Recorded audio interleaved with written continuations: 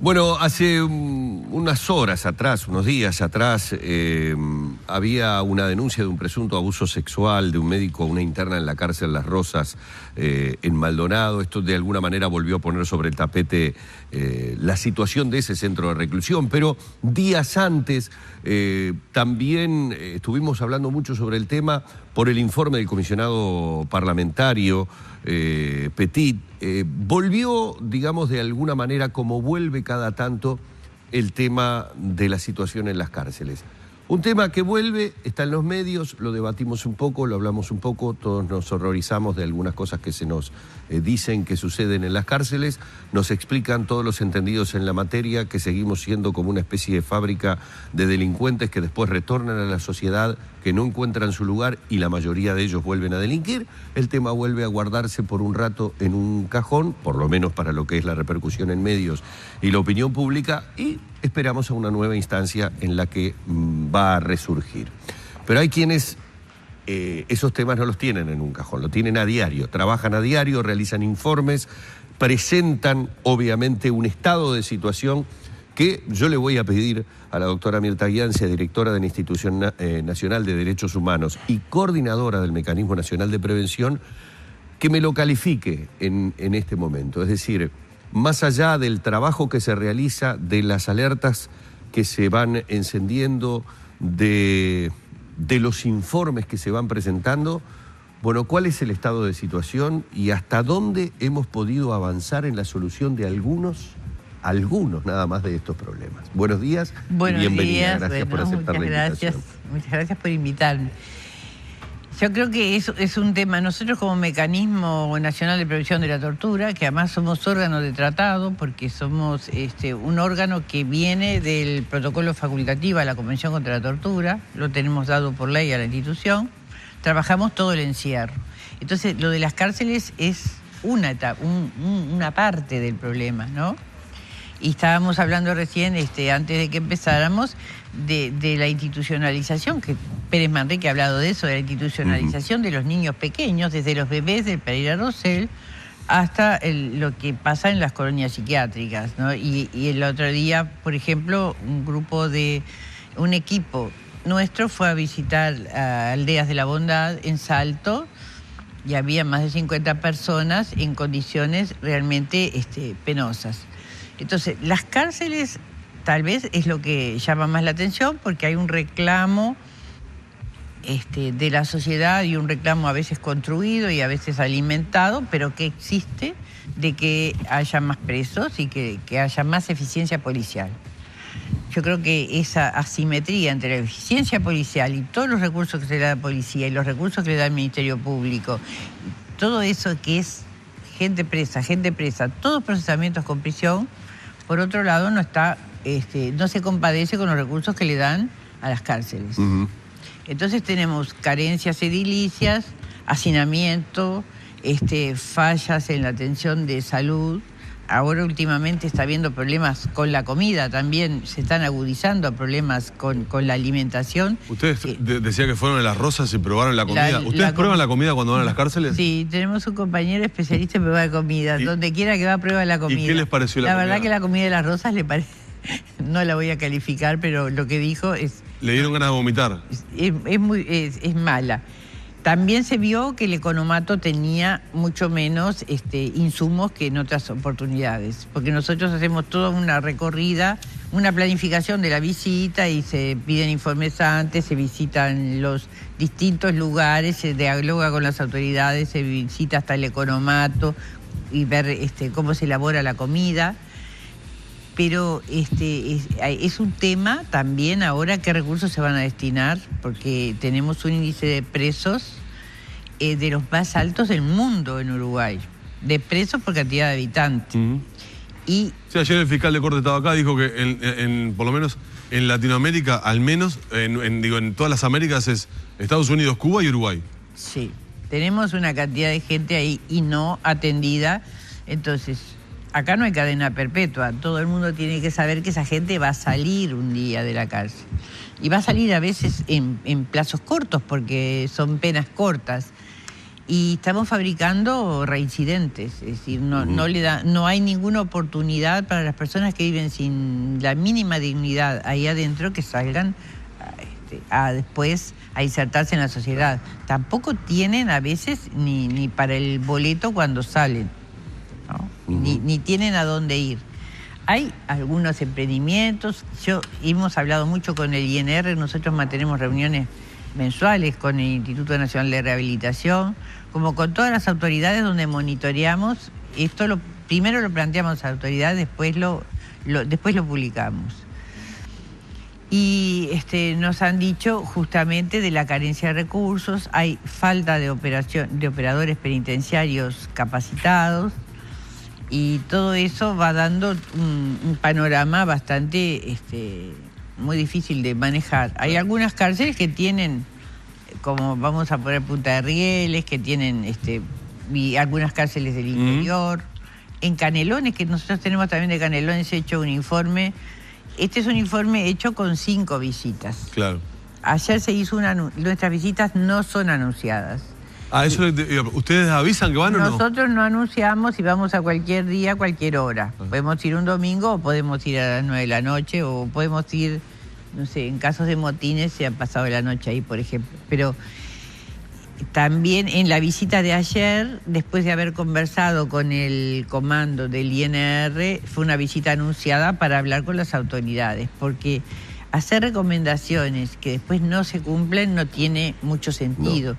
Entonces es saber qué es lo que realmente pasa.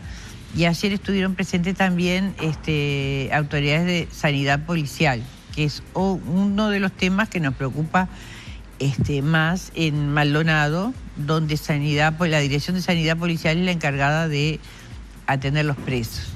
Está dispuesto que sea ACE la que tome la atención de los presos, pero en Maldonado todavía no ha pasado. Ajá. Yo le iba a preguntar sobre eso, porque hablaba de la comida y le iba a decir, y desde el punto de vista sanitario, desde el punto de vista de la atención médica, también existen las mismas carencias, porque si hablamos de presupuesto y si hablamos de superpoblación y si hablamos de una enorme cantidad, me imagino que también los recursos a nivel de lo que se necesita desde el punto de vista medicinal deben ser bastante escasos. Sí, nosotros tenemos un convenio marco con la Universidad de la República, pero para el mecanismo de prevención de la tortura tenemos un convenio especial con Facultad de Medicina, con la Cátedra de Medicina Legal específicamente, que nos acompaña en visitas, en determinadas visitas.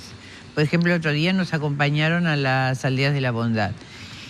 Y acá en Maldonado quisimos ir con ellos para que tener un panorama. Y bueno, en realidad ellos no pueden ver la situación de cada recluso, pero sí estudiaron las historias clínicas, la modalidad de atención, los recursos de que se dispone y algunas historias clínicas y algunos casos determinados. Esos informes que nos dan los médicos, nosotros los mantenemos, eso sí, como reservados, porque hay privacidad de determinados sujetos. La historia clínica es algo que pertenece a la persona, pero ahí hay cuestiones que son inexplicables, como por ejemplo, no hay móviles para traslado, pero eso pasa en todas las cárceles. Al no haber los móviles para traslado, por ejemplo, había 2 en Las Rosas. Tienen que usarse para trasladar a presos que van a declarar a los juzgados, o que se hacen traslados para otras cárceles, y tienen que utilizarse para traslados por cuestiones sanitarias. Entonces se atienden en el hospital de San Carlos, por ejemplo, tienen una hora para un especialista, que es importante, o para un estudio determinado, y no hay móvil ese día, o no hay funcionario para acompañar el traslado. Entonces se pierde la visita, digamos. Se pierde ya la hora, ya se terminó. Claro. Y hay determinada cantidad le asignan a la cárcel determinada cantidad de números para los especialistas, pero muchas veces se pierden. Mirta, ya que estamos hablando del tema sanitario de la cárcel de Las Rosas, en el informe ustedes recogen explayan sobre una situación concreta y puntual de un médico que presuntamente habría abusado de reclusas en Las Rosas. Concretamente, ¿cuál es la situación? Bueno, eso nosotros en el 2016 lo planteamos. Pero se estaría repitiendo la situación, aparentemente. No, eso es el 2016, porque ese informe que está ahí es un compilado de 5 visitas. Ah, bien. De 5 visitas, que la última fue en marzo del 2017 y ayer se hizo otra, pero una visita anunciada para recapitular todo lo que se ha hecho. Con respecto a la reclusa, nosotros tratamos de que no sea revictimizada y preservar su identidad y sus condiciones. Pero nosotros eso lo tuvimos conocimiento porque eso lo habían denunciado operadoras penitenciarias y otras reclusas. ¿Pero era una situación de sometimiento? Era una situación de que una mujer mantenía relaciones con un médico a cambio de determinados privilegios. ¿En la cárcel? En la cárcel. Es una cuestión que hay que analizarla desde el punto de vista de una relación de poder, de lo que es el médico y cómo se encuentra esa mujer, ¿no? Entonces, muchas veces se revictimiza cuando se indaga, porque dice, bueno, la mujer sí prestó su consentimiento, pero uno tiene que ver la relación médico-paciente, la relación preso con un médico. Claro, por eso le pregunté por el tema de sanidad, no tanto específicamente por el caso, sino porque uno tiene la sensación, en general, esto lo ha alimentado hasta cualquier película que uno vea sobre sistemas carcelarios, venga de donde venga, que la parte sanitaria, es decir, la presencia del médico, la enfermería, son lugares en donde se pueden generar situaciones de poder por diferentes motivos. Acá estamos hablando de una cuestión en la que podría existir un abuso sexual, pero digamos, de otro tipo de poder también, por medicaciones, por un montón de cosas, que generarían ya situaciones hasta de corrupción interna. ¿Ustedes han podido detectar situaciones en ese sentido, no solo en esa área, sino en otras peligrosas y que en definitiva terminen colaborando también para un mal funcionamiento de rehabilitación? En general, como corrupción, hablando de corrupción, este es un caso específico, el de la mujer. Lo que se ha detectado es carencias graves, desidia muchas veces, prácticas institucionales que vienen de mucho tiempo atrás y que se van deformando lo que tiene que ser la atención en salud, ¿no? Y además poco personal. A veces hay una enfermera 24 horas que tiene que atender 500 personas. ¿Ese médico sigue trabajando o fue...? Ese médico seguía trabajando hasta por lo menos el mes pasado. Lo habían desafectado de la atención a las mujeres, de atención directa. Atendía solo urgencias y había una investigación administrativa en curso. El Ministerio del Interior, según supimos, hizo una investigación de urgencia y pasó el caso a Sanidad Policial, que es la que tiene el tema, así que Sanidad Policial es la que le podría dar más datos. Y no tenía que atender mujeres, sino que cuando hubiera un caso de urgencia y no hubiera más remedio, tenía que haber presente una operadora penitenciaria. En el informe, el comisionado parlamentario para el sistema carcelario Petit habla de que, por ejemplo, en las cárceles se da que los propios guardacárceles o custodios que están en ese momento son promotores de peleas y de enfrentamientos entre reclusos para apostar a ver quién gana, quién pierde, entre otras cosas. Es como otras tantas irregularidades. ¿Ustedes pueden constatar situaciones de esas? Puede suceder eso, sí. Nosotros hemos constatado ese tipo de cosas de promotores de peleas en adolescentes. ¿En el sistema adolescentes? En el sistema adolescentes eso era muy común. No solo en Averro, ¿no? Eso era muy común, Ahora eso se está tratando justamente de poner el acento en combatir esas prácticas. Sucede que en los turnos de la noche puede pasar cualquier cosa a veces cuando no hay vigilancia. Por eso la vez pasada en un establecimiento del INISA se hizo una inspección a las 3 de la mañana cuando se tenía conocimiento de que había irregularidades de una guardia en la noche. Entonces, eso es lo que requiere estar 24 horas, pero también es una dedicación permanente, pero precisa recursos Claro. personales. ¿Hicieron alguna valoración ustedes sobre porque también obviamente visitaron el sistema de menores, ¿no? De Sí, adolescentes. hoy andan visitando. Por eso. ¿Hicieron algún tipo de valoración sobre esta situación que se dio allí en la Berro, sobre el programa que la administración incluyó, donde los adolescentes, en este caso los mayores de edad, mayores de 18 que están todavía en el sistema, pagando por las infracciones cometidas cuando menores que pueden tener relaciones sexuales, que eso había generado situaciones incómodas para la administración en su momento? Esa es una situación que... Porque había denuncias de que en su momento tenían relaciones sexuales adelante de los niños chicos cuando iban a hacer las visitas, ¿no? Bueno, esas cosas se están tratando de corregir, pero que los gurises mayores de tiempo atrás nos venían planteando tener visita conyugal, y es un problema, porque muchas veces las novias o las compañeras son menores. Claro. Entonces ahí hay que ver cómo se hacen las cosas. También ahí sí, en otras épocas, tuvimos denuncias de muchachos que nos las hacían a nosotros, pero no las pudimos comprobar, de casos de tipo corrupción, o sea que se permitían visitas conyugales, digamos, clandestinas, mientras los funcionarios estaban comiendo. Bueno, entra y ahí no hay problema. Claro. Pero eso se está tratando de...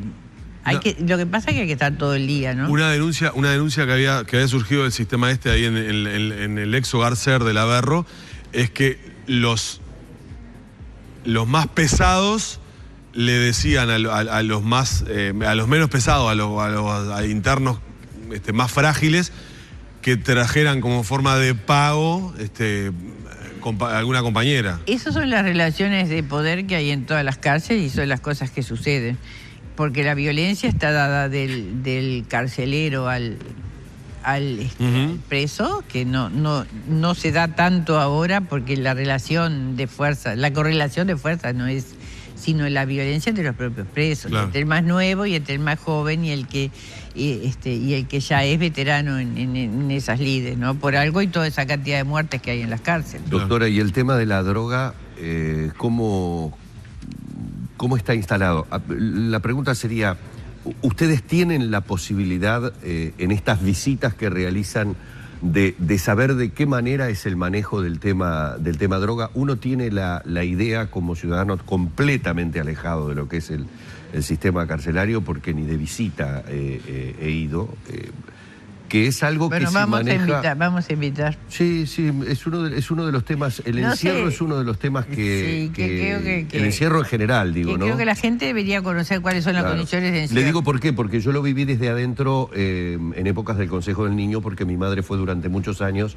directora de hogares del Consejo del Niño en el interior del país, y yo convivía, es decir, yo vivía dentro de la institución, y el tema del encierro de 30, 40 personas durante muchísimos años, como se da en los lugares del INAU, siempre fue una situación que me pareció tremendamente compleja. Creo que es una situación que se arrastra desde hace décadas en nuestro país. Pero ahora hay elementos como este que le planteo de la droga que me parece que generan además ya toda una problemática colateral que tiene que ver con las situaciones de corrupción, que tiene que ver con las situaciones de poder, que tiene que ver con quien la deja pasar, con quien la lleva, con quien la trae y con quien la comercia dentro. ¿Ustedes tienen posibilidades de conocer de qué manera se desarrolla todo ese tema de droga? Y tenemos pistas y podemos de repente hacerlas conocer a las autoridades. Nosotros no tenemos los suficientes... y además tenemos informaciones que nos llegan a través de familiares. Hay organizaciones de familiares de presos, tanto de adultos como de adolescentes. De menores. Pero todos esos tráficos que pueden darse porque no hay revisación adecuada a la entrada, por ejemplo. Eso mismo, porque ¿por qué no están funcionando los escáneres y los detectores mentales en la Rosa? Había un escáner en un momento, no voy a decir dónde, pero había un escáner que decían que estaba roto y estaba desenchufado, ¿no? Cuando lo van a arreglar. Entonces... Ahí estamos viendo uno de los escáneres de las Rosas, ¿no? Entonces... Además, escáneres, yo pasé por esos escáneres que están instalados también en el Penal de Libertad, o alguno de ellos también en el Concar. y te ven el apellido, o sea, Sí. si funcionan adecuadamente te ven el apellido. Por eso, a veces dicen que son que se alarga mucho la cola de la visita y que se producen problemas. Eso es una cuestión a solucionar, es de logística eso, de ver cómo lo arreglan. Pero el escáner existe y el escáner, había otra... Sí, para ingresar al estadio también, ahora con todos los controles se demora un poco más, pero bueno. Otra propuesta que era de revisar al preso cuando entraba después, que me parece también adecuado, porque si el preso lleva algo, Claro. ya se descubre. Pero que pasara una torta con determinada, bueno, yo he visto en establecimientos de INISA de cómo parten las tortas y las revisan, ¿no? Y eso, ahora hay lugares donde al final prohíben determinados alimentos para que no ingrese ahí droga, pero de cualquier manera, cuando alguien quiere ingresar, la ingresa. La termina ingresando. La termina ingresando y puede haber, ahí sí puede haber corrupción. Bien, doctora, nos quedan muchas preguntas, pero ha sido más que amable en estos minutos, tenemos que ir cerrando la entrevista. Seguramente vamos a insistir, por lo menos sí, mientras esté en este cargo, que supuestamente... ¿Será la última entrevista de Mirta Guianse como directora? Esperemos que se ponga en funcionamiento el procedimiento para elegir las nuevas autoridades. ¿Por estatuto correspondería ya? Por ley. Por la ley. ley 18.446 tiene que hacerse entre los 5 primeros meses de la tercera legislatura. O sea que estamos en mayo, estamos a tiempo de que... Estamos a tiempo que empiece. Igual es largo, ¿no? Porque currículum, ¿no? ver los nuevos directores. Son las organizaciones sociales las que proponen y entonces las organizaciones sociales también tienen que hacer lo suyo para... ¿Y anda con ganas de seguir o de qué? No, yo estoy con ganas de seguir haciendo alguna cosa, pero no así en Pero este tener lugar. tiempo para cambiar en la Hay rambla. que darle lugar a la gente joven. Ahí va. Gracias. Muchas gracias, doctora. Bueno. Vamos cerrando la entrevista con la doctora Mirta Guianse.